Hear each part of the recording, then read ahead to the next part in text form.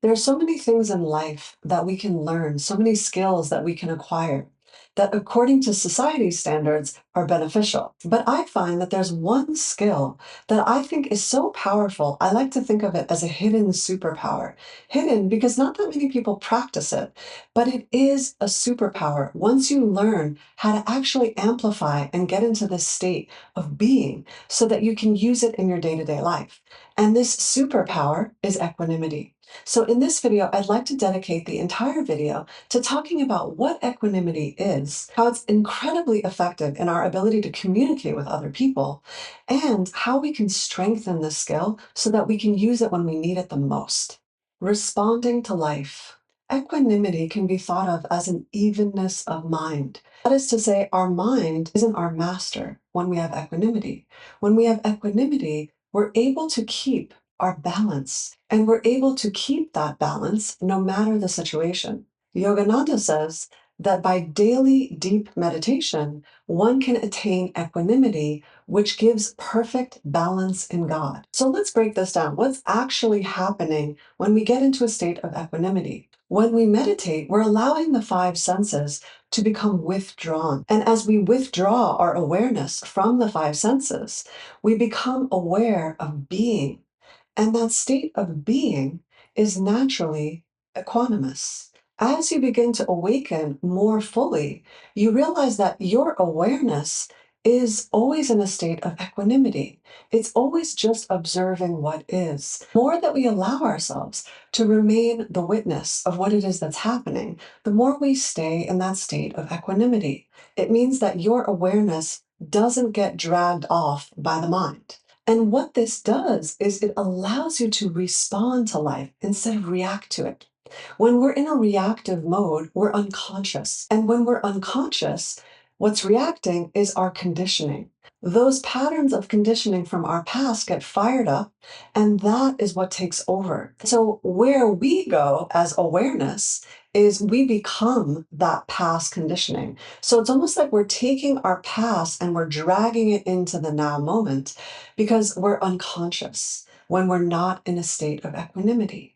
A really practical way of applying this skill in your life is to take a pause before you take action. Just take a breath before you respond. And just taking that moment, you can even play with this. Take 5 breaths, take 10 seconds, whatever you have to do, but take that pause before you react. Because when we're reacting, we are decreasing our ability to find equanimity.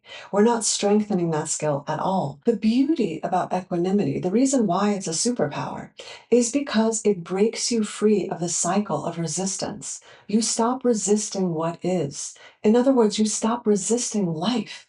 You are in the flow. You are one with what is. And when you do this, your life dramatically changes for the better. Letting go of the victim. We all have a victim inside of us. We all have past conditioning that has made us believe that we are a victim. Because our awareness has the ability to become anything, we have the ability to become a victim. And the mantra of a victim is, I've been wronged. Someone has wronged me. That is the core belief of being a victim. So we're projecting whatever it is that we have inside of us that we don't like and that we want to get rid of onto other people. And when we do this, we're playing it small. Remember, in my last video, I talk about this. I talk about how when we identify with this little self, with the ego, we give away all of this incredible power, this divinity that is what we are. We give that away when we become a victim. So, in order to strengthen this skill of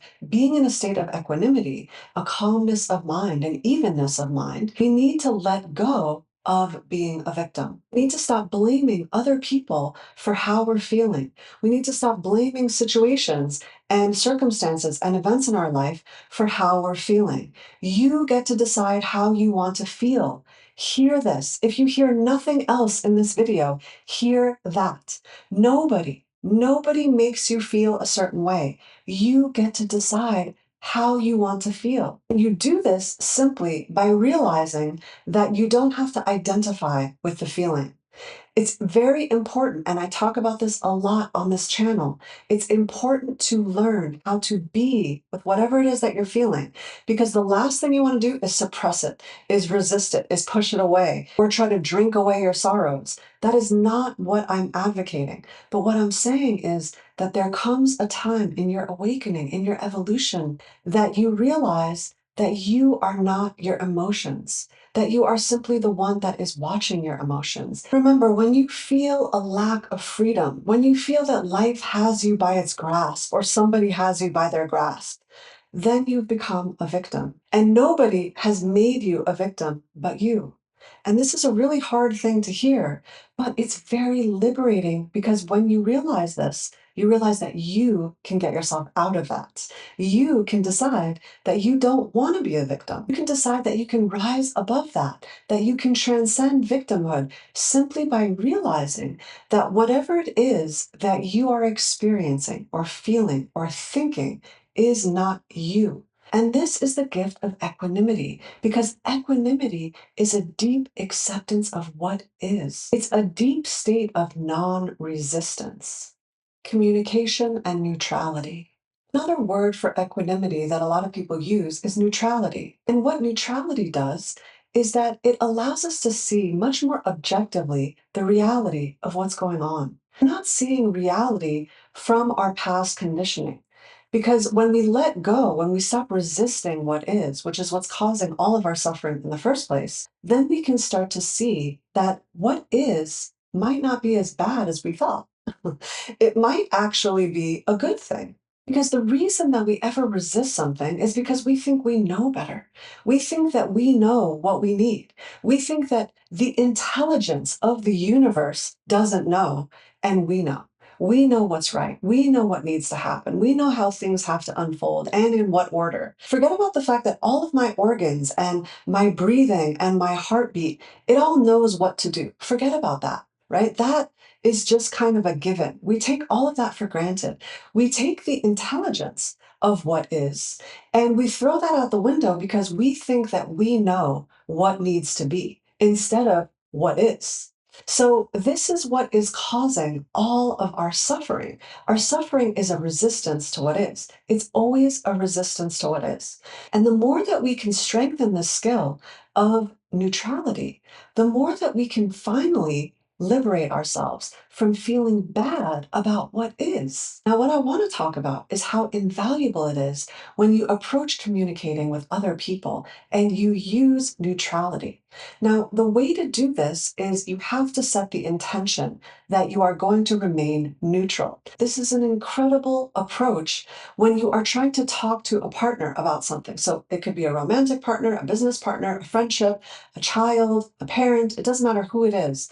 But let's say you want to bring up something that's been bothering you. Maybe it's a request. So what you do is as you're taking that pause, as you're taking that break, maybe this is in response to something that someone has said, and you think, now is the opportunity. This is my moment to actually tell them how I really feel. So take that break, take that breath, take those few seconds, and then gather yourself and remember that you have the ability to not be a victim and you have the ability to act from a place of neutrality, from a place of being calm. And when you're calm, whatever it is that you say is actually going to be heard by the other person. Now, I cannot tell you how effective this is when you're communicating with someone.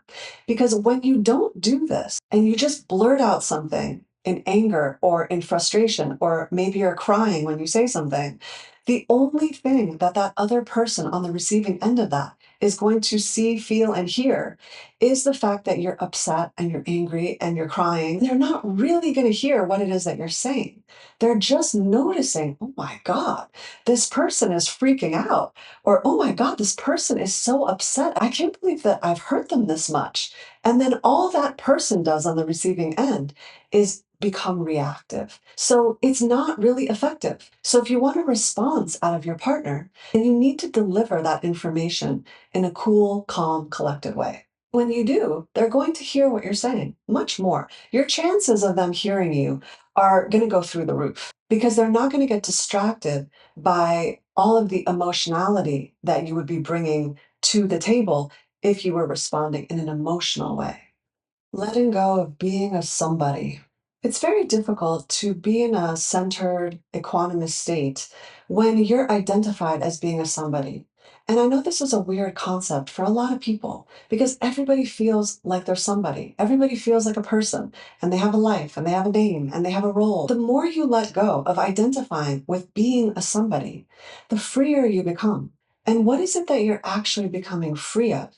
You're becoming free of the limitations that are attached to being a somebody. The problem with being a somebody is that a somebody is always part of the past because it's impossible to be somebody without dragging some of your past history with you. So you're never really fully free of the burden of your past. And for some people, they like to drag the past with them because they're proud of their past. They're proud of their accolades or their achievements. Don't lose who it is that you've become. You just don't need to identify with your past. Because when you do, you're not as free as you could be if you weren't identified with it. Because the more that you let go of what you think you are, the more you find what you really are. The more neutral that we stay in life, the more that we see the world from the eyes of equanimity, from the standpoint of impartiality, from being able to see things in a way that we realize we don't really understand what is. We don't really know what's good for us. We don't always have the answers, and that's perfectly fine. When you approach life and you view life in a neutral way, what you're saying is, I trust intelligence. What you're saying is, I trust life. I trust God. I trust what is. Because I'm not questioning it anymore. I'm not resisting what is. I'm not fighting life. I'm not pushing against what is and wanting things to be different. I'm accepting it for what it is. And the irony is that the more we do that, the more we realize how beautiful life is. There's a perfection to what is. There's a perfection to God. There's a perfection to creation. It's always this idea of being a somebody that gets us into trouble because it's the somebody that is always unhappy with what is. It's the somebody that needs things to be different. It's this idea of self that is always wanting and needing things to change. Instead of letting go of all of the things that you think you need to let go of, what you can let go of is identifying as a somebody. What this looks like is, how are you showing up in life? Are you responding to life or are you reacting to it? Are you resisting life or are you in the flow of life? Are you constantly fighting life because you want life to be your way? Or are you seeing the incredible opportunities that are right in front of you because you're in a state of neutrality? Because then you're able to actually see more clearly what is. I hope this week that you can practice being in a state of neutrality so that you can eventually see that there is a perfection to all that is. I love you all so much. Until next time, remember to let go. Let go of trying to be anything other than the truth of what you are.